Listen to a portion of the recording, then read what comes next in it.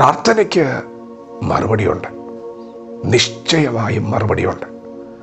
കാരണം പ്രാർത്ഥന കേൾക്കുന്ന ദൈവം ജീവിക്കുന്നു. സഹോദരങ്ങളെ, നിങ്ങളുടെ പ്രാർത്ഥനയ്ക്ക് മറുപടിയുണ്ട്.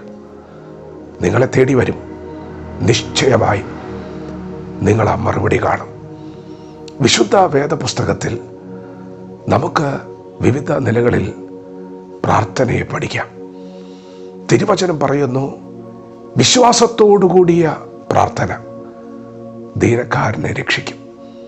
പ്രാർത്ഥനയിൽ വിശ്വാസം വ്യാപരിച്ചാൽ പ്രാർത്ഥന ദൈവം കേൾക്കുന്നുവെന്നും പ്രാർത്ഥനയിൽ ദൈവശക്തി ഇപ്പോൾ പുറപ്പെടുമെന്നും വിടുതൽ വരുമെന്നൊക്കെ വിശ്വസിച്ചും കൊണ്ട് നിശ്ചയത്തോടെ പ്രാർത്ഥിച്ചാൽ രോഗിക്ക് സൗഖ്യമുണ്ടാകും.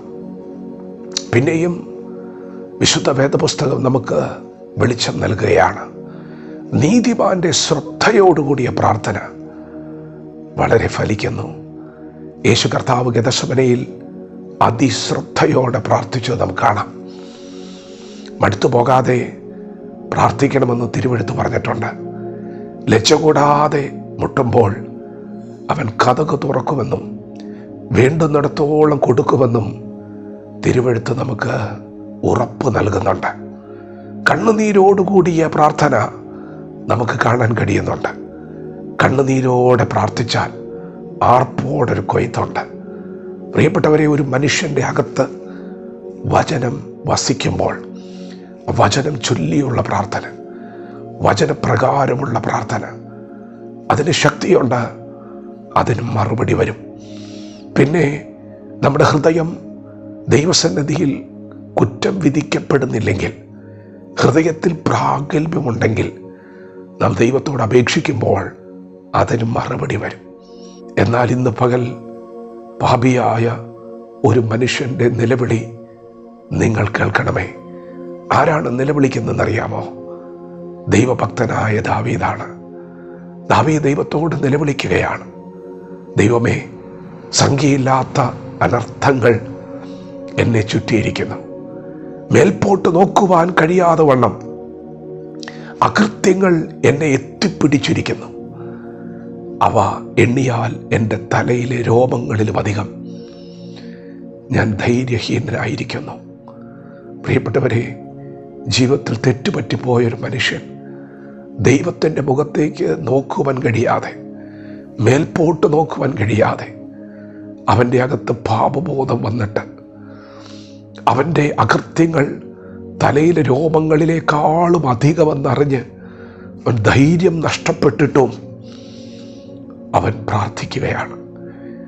അവൻ പ്രാർത്ഥിക്കുമ്പോൾ ഇങ്ങനെ ഒരു വാക്ക് ഉരുവിട്ടുകൊണ്ടാണ് പ്രാർത്ഥിക്കുന്നത്. ദൈവമേ, യഹോവേ, അവിടുന്ന് കരുണ അടച്ചു കളയുന്ന ദൈവമല്ലല്ലോ. നീ എനിക്ക് കരുണ അടച്ചു കളയുകയില്ലല്ലോ. പ്രിയപ്പെട്ടവരെ, മേൽപോട്ട് നോക്കുവാൻ കഴിയാതെ വണ്ണം നിങ്ങളുടെ ജീവിതത്തിൽ പാപഭാരം ഉണ്ടെങ്കിൽ നിങ്ങൾക്ക് പ്രാർത്ഥിക്കാം. ദൈവം കരുണയുള്ളവനാണ്. 51-ാം സങ്കീർത്തനം ദാവീദിൻ്റെ നിലവിളിയാണ്. ദൈവമേ, എന്നോട് കൃപയുണ്ടാകണമേ, എന്നോട് കരുണയുണ്ടാകണമേ. ചുങ്കക്കാരനായൊരു മനുഷ്യൻ്റെ നിലവിളി നമുക്ക് തിരുവെഴുത്തിൽ കാണാം. ദൈവമേ, ഞാൻ പാപിയായൊരു മനുഷ്യൻ, എന്നോട് കരുണയുണ്ടാകണമേ. അതെ, നിങ്ങളുടെ ജീവിതത്തിൽ തെറ്റുകൾ സംഭവിച്ചിട്ടുണ്ടെങ്കിൽ നിങ്ങൾ പിന്മാറിപ്പോകണ്ട. നിങ്ങൾക്കും വിടുതലുണ്ട്. ദൈവമേ, എന്നോട് കരുണ തോന്നണമേ. അതെ, ആ പ്രാർത്ഥനയ്ക്ക് മറുപടി വരും. ദൈവം കരുണ നിറഞ്ഞവനാണ്. ദൈവം കരുണ അടച്ചു കളയുകയില്ല. എനിക്ക് തെറ്റുപറ്റിപ്പോയി, എന്നോട് ക്ഷമിക്കണമേ, എന്നെ സഹായിക്കണമേ എന്ന് പറഞ്ഞുകൊണ്ട് ഇന്ന് പകൽ ആര് ദൈവത്തോട് പ്രാർത്ഥിക്കും, അവൻ്റെ പ്രാർത്ഥനയുടെ മറുപടി വരും. ദൈവം നിങ്ങളോട് കരുണ കാണിക്കും.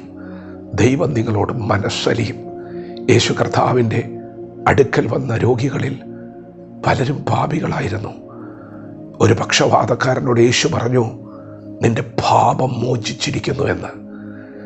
എന്നിട്ട് വീണ്ടും പറഞ്ഞു, പാപം മോചിച്ചിരിക്കുന്നു എന്ന് പറയുന്നതോ കിടക്കയെടുത്ത് നടക്കുക എന്ന് പറയുന്ന ഏതാകുന്നു എളുപ്പം? പ്രിയപ്പെട്ടവരെ, അവൻ രോഗിയാണ്. എന്നാൽ ആ രോഗത്തിൻ്റെ പുറകിലെ കാരണം പാപമാണ്. ആ മനുഷ്യൻ്റെ നിലവിളിക്ക് മുൻപിൽ, കരുണ തോന്നണമേ എന്നുള്ള നിലവിളിക്ക് മുമ്പിൽ ദൈവം കരുണ അടച്ചു കളഞ്ഞില്ല. പ്രിയപ്പെട്ടവരെ, നിങ്ങളുടെ പ്രാർത്ഥനയുടെ മറുപടി വരും. തെറ്റു സംഭവിച്ചിട്ടുണ്ടെങ്കിൽ നിങ്ങളത് ഏറ്റുപറഞ്ഞ് ഉപേക്ഷിച്ച് നിലവിളിച്ചാൽ നിങ്ങളോട് ദൈവത്തിന് കരുണയുണ്ടെന്ന് ഇന്ന് പകൽ ദൈവാത്മാവ് ഓർപ്പിക്കുന്നു. വചനത്തോട് പ്രതികരിക്കാം. ദൈവം നമ്മെ ഓരോരുത്തരും ഈ പകൽ അനുഗ്രഹിക്കുമാറാകട്ടെ. ആമേൻ.